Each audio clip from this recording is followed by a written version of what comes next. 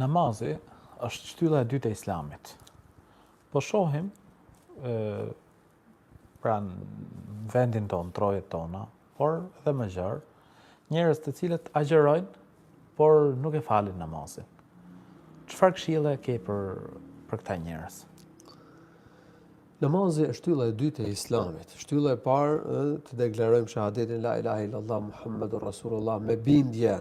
S'ka zot tjetër përveç Allahut, askush dhe asgjë nuk e meriton të adhurohet përveç Allahut. Dhe Muhamedi është i dërguari i Allahut. Shtylla e dytë është falja e namazit. Shtylla e dytë me i fal 5 vaktet.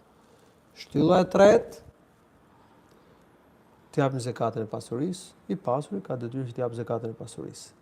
Shtylla e katërt, agjërimi muaj Ramazanit. Shtylla e pestë, kryerja e haxhit. Kush ka mundësi e ka detyrë ta kryejë haxhin. Kush nuk e ka mundësinë, se ka detyrë.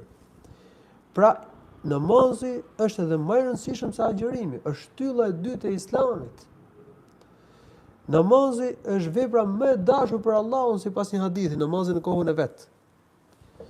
Namazi është adhurimi më i mirë që ne kryejmë për Allahun.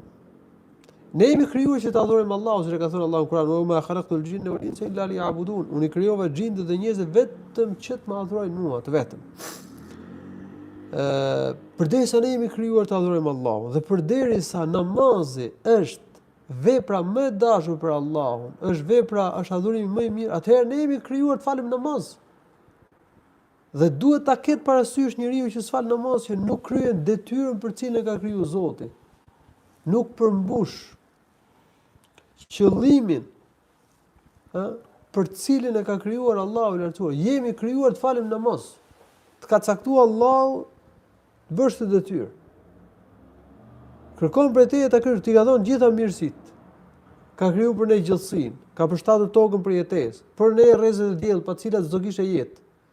Për ne ka zbrit shiun, na ka dhënë burimet e ujit, burimet e ushqimit, na ka dhënë shnetin, na ka dhënë mendjen, syrin, pjesë të trupit. Kërkon për ne të falim 5 vakte të namazit. Profeti Muhammed sallallahu alaihi wasallam para se të vdiste na ka lënë porosi të falim 5 kohë të namazit, shumë i rëndësishëm.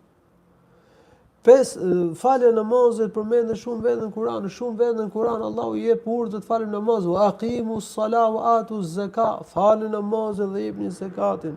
Allahu i lartësuar në Kur'an në shumë vende ka përmendur mirësitë e namazit. Nga ana tjetër, ka paralajmëruar për dënim në zjarrin e xhehenemit ata që s'falin namazin, madje dhe ata që nuk kujdesen për faljen e namazit.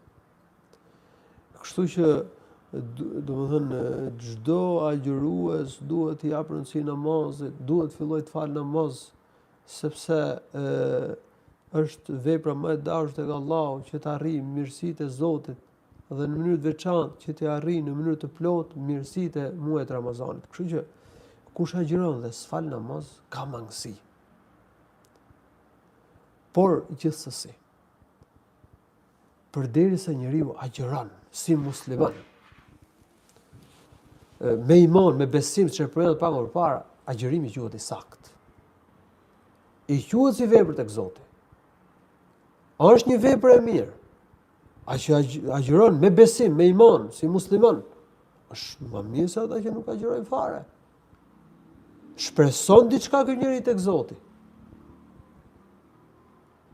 Por ne i inkurajojmë njerëz të tillë që të ndërmarrin hapin tjetër që është edhe më i rëndësishëm, të falin namazin. Edhe elhamdulillah shumë i lehtë. Edhe është mirësi shumë e madhe. Do afrohen më shumë tek Allahu. Do bëhen të dashur të Allahut. Do arrijnë mirësitë e Allahut të lartësuar në dynjë dhe në ahiret. Allahu lartësuar na bëf prej tyre. Amin.